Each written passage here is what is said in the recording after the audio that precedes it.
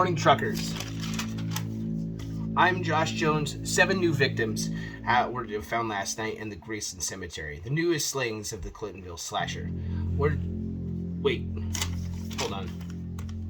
It's just in. We have a video, apparently, of the Clintonville slasher, but I must warn you, viewer discretion is advised. It looks like we found his last victim. My name is Lurch Frankenwelks, and I hide in the shadows of this small town. And you are my latest victim. I am the Clintonville Slasher. Hello, everybody, and welcome back to the Clintonville Slasher. I'm your host, Lurch Frankenwelks, and today I'm joined by my lovely wife, Julie, and our very special guest, all the way from Nightmare on Woodsboro Lake, Mr. Josh Benson. How's it going, everybody? Thanks for being here. Yeah. Thank you for having me on. You're welcome. I'm over here looking just stupid. That's all right. So today we're going to be doing our Stranger Things 4 review. So, I guess we'll start off with Stranger Things was released back in 2016. It stars Millie Bobby Brown, Finn Wolfhard, Caleb McLaughlin, and many others. Season 4 grossed $270 million so far. So, which I think is really cool. So what are some of your pros and cons from season 4? Honestly, season 4, in my opinion, was the best season yet. I mean, I've enjoyed it since it came out, but like 4 took the cake. Yeah. Like, just the cinematography was amazing. Just like I've always been a fan of like the music, like between like the original score like that they do, plus like some of the songs that they incorporate. Con-wise,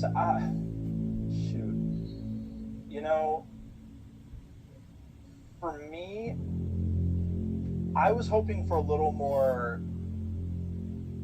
growth from like Will's character. Yeah. He's been through so much, all these other kids seem to have like grown and gotten so much stronger, but Will, I know has taken the most of it, like especially throughout the seasons, and you would think that hopefully he would like man up, and he seemed to like be very soft. Yeah. Even in this season, he stepped up when he needed to, but he felt rather soft compared to the other characters to me. If I was gonna like peg anything that really kind of for me was that. Right. Because the rest of them, like I said, you see them all grow, and they've all gotten something out of this series, and he just seems still kind of weak, in my opinion. No offense to Will. No, none taken. Sorry, I had to delete some things. The computer was doing some weird virus protection thing, so your face was cut off for a second. Update. Oh. So your face was cut off for a second. Honey, what were some of your pros and cons from this season? I really loved it. I thought that everything was... The rest of them were build-ups to this one. Because it was there was so much going on, so much excitement, and you were just like at the edge of your seat almost the entire thing. And like you said, the drawbacks would be Will. I really didn't like the fact that he didn't grow anywhere as a person, or just mentally and emotionally. I get that he was, personally attacked, but right. Yeah. Well, see, some of my pros would be that I really like the storyline. The cons with the storyline is I did not like the California crew. I thought that the California crew the storyline was kind of boring. All they did was run around in a truck the whole time and then put 11 in a bathtub. So I wasn't a fan of them splitting it up, but I did like some of the, I liked the Russian side of the story. I liked what was going on in Hawkins. I really thought that was cool. And even like Eleven's storyline after she left the California crew and she goes to, to the lab, I thought that was really cool. However, I didn't like Mike or Argyle. Like I didn't like Mike in this season. I didn't like Argyle just because he was boring. There was really no reason for him. He was a stoner friend that just drove around and worked at a pizza shop. Right? Too much from him. Some of the other pros, I really liked Vecna. I really thought he was a really awesome character. Jamie Bauer is, I think his name is Jamie Bauer Campbell. His character is awesome. He did such an amazing job as Vecna. I thought he was awesome. I thought the whole arc of him, the story was just so well done. Some of the, and I also like the really long episodes. The movie length 2-hour episodes. I really enjoyed that. I could really do more of that. That was really cool. However, I did not care for Running Up the Hill only because it was overplayed so much. Well, that wasn't really their fault. No, it's not. But it was just it got to the point where I was like, if I hear this song one more time, I'm gonna stab myself in the ears with a fork. I'm with you on that. So, and then another thing is I didn't really care for them using Metallica. If you're gonna use somebody like Running Up the Hill, Kate Bush's song, who was unknown at the time, and then you go back to a conglomerate like Metallica. I get the song and I understand where everybody's coming from. Eddie was the metalhead. I understand that. And I understand the reason for Master of Puppets because Vecna is like the puppet master, so I totally understand that. But Metallica are billionaires. I just can't. You could have done anybody. You could have done anybody else. Wasp, Anthrax, Slayer, any one of those other bands would have just got the same, your same point across. And then I didn't like Eddie's death. Another thing I did like is the fact that Robert Englund was tormented by nightmares and was interviewed by a character named Nancy. I really like that taste. That was really, really, really awesome. So another thing I really enjoyed is Hopper killing a Demogorgon with Conan the Barbarian's sword. That was awesome. By far the fucking coolest thing ever. So. Another thing we wanted to do is we wanted to talk about like if Stranger Things was designed in the 80s, if it came out in the 80s, what would be your dream cast? So I wrote a list, Julie wrote a list, and I think you wrote one too. So what do you got? We'll let you go first. Oh shit. Okay. This is gonna be a real mixed bag, and some of these you're probably gonna say what the fuck too, but so for Steve Harrington's character, I picked Judd Nelson. Oh. You might know him from like The Breakfast Club. Mm-hmm. Mike, Corey Feldman. Okay. 11, Alyssa Milano. Oh, good choice. Yes. To be honest, I couldn't figure out one for Lucas. Will, Fred Savage. Hey! Oh, yeah. I like that. That's I cool. do too. Bob, Dan Aykroyd. Oh, yes! I didn't even think about Bob. That's awesome. Vecna, this is going to be very stereotypical, but Robert Englund. Okay. I like it. I felt like that was suiting. Dustin, Henry Thomas, you may know him from E.T. He was the main boy in that one. Okay. Mike's mom, I don't know why, but I was thinking Leah Thompson, Back to the Future, Yes. Howard the Duck. Nancy, Jennifer Connelly. Okay. Papa, this is going to be a way left field, Clint Eastwood. That's not left field. That's No. pretty good. That's pretty good. Pretty darn good. Billy, Johnny Depp. Okay. Yeah, Okay. Johnny Depp, of course. I don't know why I couldn't figure out one for Max. I just didn't find one that really suited her. Hopper, Alec Baldwin. I like that. That's good. That's awesome. Joy, Jane Curtin. The mom from Coneheads. Oh, okay. 30 Rock or Third Rock from the Sun. Sun, or whatever.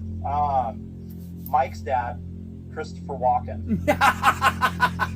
As Mr. Wheeler? Oh my god, that's fucking awesome. That is so good. That is so good. Even do the parents. I didn't even think about doing the parents. That's awesome. Eddie Munson, either Kevin Bacon or Kiefer Sutherland. Oh man, I like both of those. Yeah. Barb, Molly Ringwald. Okay. And Chrissy, Elizabeth Shue. Oh, okay. Okay. That's what I got. He went a little more in depth. Yeah, you went way more in depth than we did. If you wanted to do your list. Okay. So for mine, 11, I had a dilemma. So I felt like Drew Barrymore was a really good fit for 11. But then I also maybe Heather O'Rourke from Poltergeist. The little girl from The Poltergeist. little girl from Poltergeist. Okay. Dustin, I have Jeff Cohen, Chunk from Goonies. I almost threw him on my list. That's awesome. Mike, I have Patrick Dempsey from Can't Buy Me Love, you know. Lucas, I have Darius McCurry. I'm going to murder these names, I know it. From Family Matters, the brother, Eddie. Okay. Just got to picture these in my head. Will would be Ralph Macchio. Karate Kid. Yeah. Oh. That's Will. Yep. Nancy, I have as Elizabeth Shue. For Nice. Nancy. Steve one, it was a difficult one for me too. William Zabeka. Johnny from Karate Kid. Or Emilio Estevez. Both of those are really good.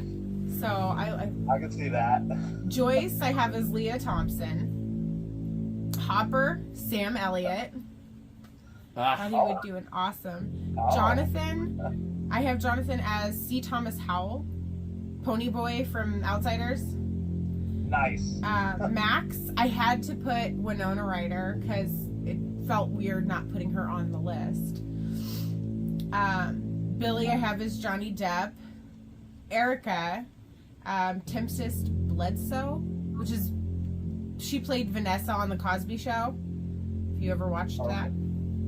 I've seen The Cosby Show. It's been a long time. I wouldn't remember the characters very well. They were all kind of sassy, but she just has the perfect. Robin, Justine Bateman. She played Mallory from Family Ties. Oh, okay.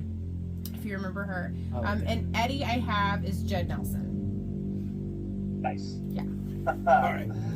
So for my list, I have Mike, Sean Austin, Dustin, Brent Cullum.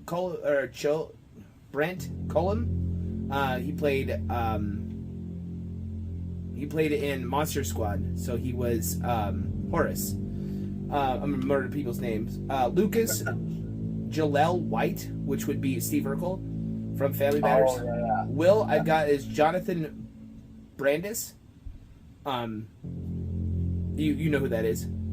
We talked about him in our It episode. He plays Georgie's older brother. Bill. Oh, okay. Yeah. Nancy, I got as Phoebe Gates.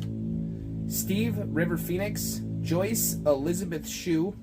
My Hopper is Tom Selleck. Jonathan, Kiefer Sutherland. Max, Ali Sheedy. She was in The Breakfast Club and Short Circuit. Billy, Robert Downey Jr. I can figure because he was a real asshole. 11 would be Drew Barrymore. Erica, Raven. What was her last name? Simone. Raven Simone from the Cosby Show as well. Robin, Leah Thompson, and Eddie. My Eddie would be Johnny Depp. Nice. So that's my dream 80s cast. So do you have any predictions on Stranger Things season 5? Shoot. I don't know where they left it. It was complete chaos. There was no resolve. They got out. They were able to bring Max back, but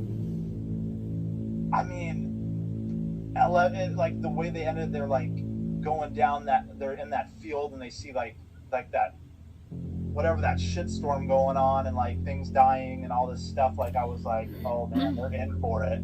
Yeah. Season 5 is gonna be like there's gonna be probably a lot of collateral damage. I feel like they have to up the stakes a little bit. You know, they've killed some of these side characters, which, you know, like Billy, Eddie, you know, they Barb, like they toss these side characters under, but I feel like if they want to raise the stakes and really give us a bang for season 5, they've got to kill off someone big. Yeah. You know, they gave everyone a scare with thinking Hopper was dead, possibly. Right. But I feel like they have to like take it to the grave. They got to kill someone. Yeah. If not multiple someones, or you know. Right. But I don't know. I feel like it's war. Yeah. Season 5, it's war. So, other than that, I don't know. Like, I really don't have any like solid predictions at this time. How about you guys? Like, well, I think that Hawkins is just going to be a shitstorm. yeah. But I think there is going to be people that die. My thought is that Vecna is inside Max. I like that idea. That's kind of what I was thinking too. And that he's just kind of waiting to kind of heal it up a little bit before he comes out. And I think he's gonna go into Will. I think he's gonna go and Eventually. and like awaken something in Will, and I think Will's gonna be in for it. Right. And fighting against everybody. I didn't think of that, but that's a good point. So I kind of agree with Julie when you say that Vecna is inside of Max. And I think that 11, Will, Max, Vecna, Mike, Jonathan, Hopper, Hawkins, and Arga will all die. And I think that Max will die because Vecna is inside of Max. Vecna is hurt and he's trying to heal himself. He's gonna come out of Max. He's going to use the Mind Flayer to manipulate Will, and Will is going to end up killing Jonathan, trying to save him. And I think that Max will eventually have to, or 11 will eventually have to kill Will to kill Vecna. My other theory is that the Duffer Brothers have said that there are some things about the Upside Down that you're not aware of yet. So my theory is, and I know this has been floating around a lot on the internet and stuff like that, but I really think that Eddie is alive. That think he is too. at the Upside Down. Now, maybe not Eddie as himself, but I think that Eddie is actually, there are two people, there are two versions of you. There's a version of you here and there's a version of you in the Upside Down. And there's things about the Upside Down that you're not aware of. So maybe it's a ghost of Eddie? Would it be a darker... Well, I mean, if you think about it, they do like the Dungeons and Dragons, you know, and they're talking about all the characters are based off of Dungeons and Dragons. Well, there is a Dungeon and Dragons character, and I can't even remember the name, but it's Vecna's right hand, and he ends up killing him, and he's bitten by bats and turned into a vampire. So maybe that is Eddie. I strongly think that Eddie is still alive, and maybe not Eddie as himself, but like a version of him is going to be alive. I think there's going to be a huge reveal about the Upside Down. Is kind of what I'm long thinking. as it doesn't all end in it just being a D&D. Yeah, I would really hate it for so mad. I really hate for it to be and just as them so mad. them playing D&D. Yeah. Now, I really like the 80s sort of innuendos they throw in throughout the show, especially the last part of it where they go and kill Vecna and they all suit up. Like, Nancy straight up looks like fucking Sarah Connor Ripley, you know? Yeah. And what was cool is that they kind of like mimic the Lost Boys, but I also thought that a little bit like Robin has the same beret from Todd from the Little Monsters. That's kind of what I thought, because if you think about it, kind of mimics, because if you think about the movie Little Monsters, they go into a parallel universe to fight Boy, like Vecna. I thought that, you know, that movie kind of mirrors Stranger Things, and I really love the 80s, just sort of little triples they throw into there, because it was just awesome. Yeah. I mean, that last season was just great, as long as they would have played like Slayer instead of Metallica. The Metallica thing. It's just so stupid. Metallica, they're millionaires. Like, Kate Bush was like completely unknown. all together, like completely unknown. Nobody knew that song for 25 years, 30 years. Yeah, I've never heard it. And then all of a sudden, she's this mega star. Then you just give Metallica more money. I bet you it cost $1 million just to ask them if they could use their song. I bet you it cost the Duffer Brothers $1 million just to talk to them. That's what kind of fucking assholes those guys are. You know what my favorite like known song from that season was their rendition of "Separate Ways" by Journey. Yeah. Mm-hmm. Oh man, I loved the version that they used for this season. I did That too. was so good. Yeah, how they mix it with the theme music, and then they put the running up the hill, and they kind of all just mush it to one song. I thought it sounded cool. But I'll never get over that Hopper slicing off that Demogorgon's fucking head with Conan the Barbarian sword. That was so fucking awesome. He just cuts it off in one swing. Hopper's badass. Hopper is awesome. No, Yes. yeah, no way around it. But I think that he's gonna die as well in the next season, which I don't. I think he will. I think that I unfortunately think that Joyce is basically going to live alone because that it's either and the other thing is it's either Jonathan or Steve. One of them dies. It has to be one of them. I think it's going to be Jonathan, Will, and Steve that die. No, you can't leave Nancy in the lurch like that. That's fucked. Oh, I think so. No, that's fucked. I don't think you can break Nancy's heart like that. You know, I think he would die to save her. I think Jonathan dies trying to save Will, and Will kills him. Yeah, And then 11 I'm with has you to on kill that. Will to kill Vecna. I'm with you. What if there's here's another thing, is like, what if there's two versions of Vecna? One that's inside Max and one that's in the Upside Down? No, I don't see it that way. Because the Mind Flayer can use anybody. You know? Yeah. Right. It's almost. No. It kind of got me thinking of like the Cult of Chucky, where he figures out how to do multiple bodies. Yeah, Right. same theory, same idea. Well, because 11 went in her mind, and it was blank. That's because Vecna's in it. And I think that, because he disappeared. I think that Vecna's in there. I think so too. He's hiding from her. Like, yeah, I just wonder, like, because I mean, she was revived by 11, though. Like that leaves some open-ended questions. Then, like, did she not sense something off about her, or like, I don't know. It raises a lot of questions, but I mean, it's a possibility. Right. I just, I've got. Well, she's so still many learning about her questions. powers, too. Yeah. She's still learning. Yeah. I just saw the 11 taking that helicopter down with her mind was just That was fucking amazing. awesome. She just literally brought down a helicopter with her mind. That was cool. And then I thought moving the train in season 2 with her mind was awesome, but when she brought down the helicopter and it blew up, I was like, okay, well that's way cool. Yeah, she has definitely grown a lot stronger, Yeah. especially with this season, and then going back to the lab and, like, you know, confronting a lot of things, like, you know, about her past. Exactly. And learning more, you know, especially knowing that, you know, she had befriended, you know, one for the longest time, or he seemed to be like a caring character who, like, she built a bond with, and then ended up ultimately having to send to the Upside Down, where he became Vecna. Like, Yeah, want to know why he did that? Because Vecna's her real father. you think so? I think so. I think Vecna's her dad. You know? Because why would he befriend her when obviously the other kid was stronger? And Papa was looking for him, like, consistently. Kept sending her out looking for him because he was the source. He's the one. He's the strongest one. He's the number one. That twist at the end, they finding out that he was Henry Creel, I was like, that blew my fucking mind. I did not see that coming at all. I thought that was so awesome. Yeah. What a twist! What a twist! Yeah, it all comes full circle. Yeah. Like, I'm excited for season 5, no matter what. Like, I'm down. When is it supposed to release again? I forgot. 2023. Like, do they give us a release date? Just the year 2023 is all I've heard so far. Okay.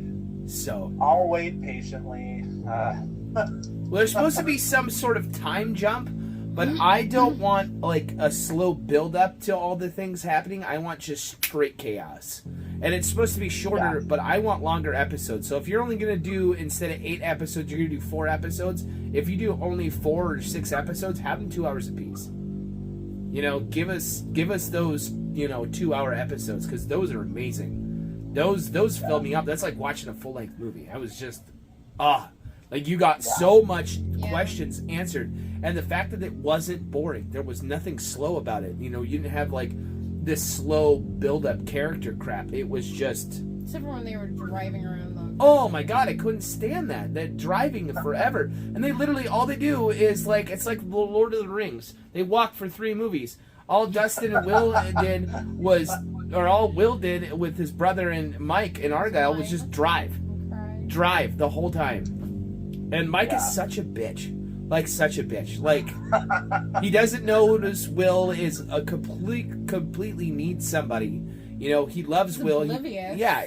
Will, obviously loves Mike. But he's so completely oblivious to help his own friend out.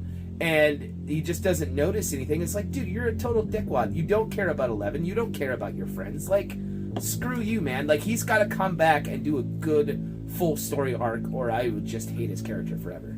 Because I always liked Mike when he first was introduced in the show. I thought he was a great character. Yeah, well, in the first season or 2, he seemed to really be invested in Will and his friends, and he was out there wanting to look for Will, and he seemed like he cared, and he became a likable character. But yeah, you're definitely right. With this season, he felt more like this just douchebag that was all about himself, and I mean, he was kind of stringing 11 along. It felt like exactly.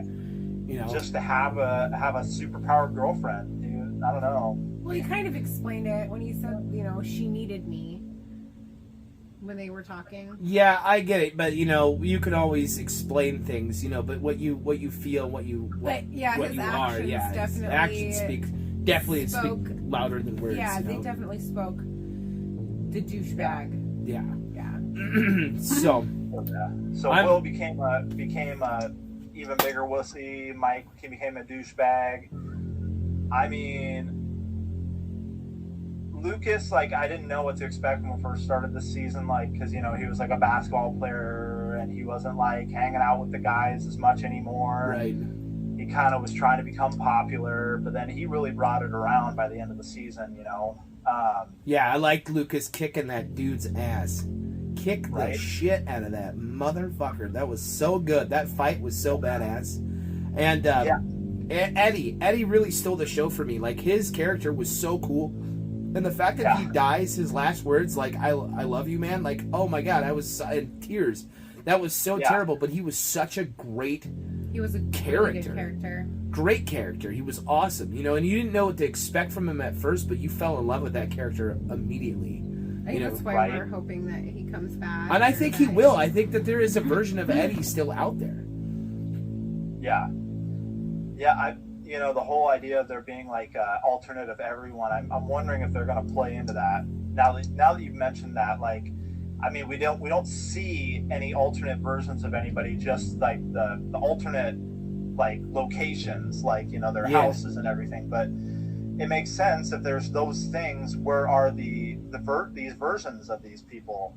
There has to be someone to inhabit these places that are in the Upside Down. And why is it stuck in 1983? Why is it stuck 3 years in the past? That's another thing. I don't really have a theory about that, because I'm not really sure why it'd be stuck 3 yers in the past. There is, there's got to be something there. Yeah. Definitely something there. But no, this was a great season. I loved the Robert Englund cameo. I loved the score, the vibes that the whole season gave off, and just how dark this season was. I mean, they've all been semi-dark, but this one felt like the darkest, coldest season yet. So I have high hopes for season 5. I do as well. So, well, I want to thank you, Josh, for being here today. We had a lot of fun. I want to thank my wife for being here as well. If you guys want to follow Josh on any social medias, although I'll be linked in the bottom description box below. Josh, you got anything coming up this month? Yeah, some fun stuff. I got some more videos coming, of course. A lot more guest reviews coming up. In a couple of weeks, I'm actually going to be going and helping on the set of Never Hike Alone 2. Really cool. The fan film. Congratulations. Which is awesome because I've been so waiting to meet Tom Matthews, and now it's going to be my chance. Very awesome. My favorite final dude, so I'm excited to meet him in person. And just the release of my band's new song, Thunder Roarin'. Can't forget that. Yeah, just lots of fun things coming ahead, and I'm stoked. Awesome.